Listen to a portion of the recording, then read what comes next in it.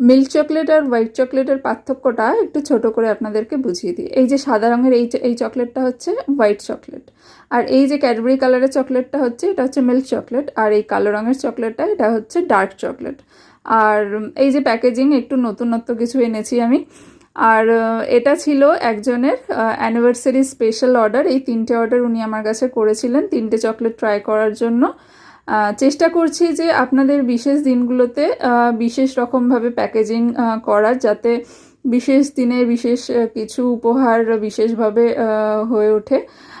আপনাদের কাছে এই ভিডিওগুলো কীরকম লাগছে এবং এই নতুন নতুন আইডিয়াগুলো আপনাদের কীরকম লাগছে আমাদেরকে অবশ্যই জানাবেন। আর আপনাদের যদি বিশেষ দিনে এরকম কিছু চকলেটের প্যাকেজিং বা নতুন কিছু টেস্ট আপনারা করতে চান, অবশ্যই আমাদেরকে ডিএম করবেন, আমরা আপনাদের পছন্দ মতো রেডি করে দেবো।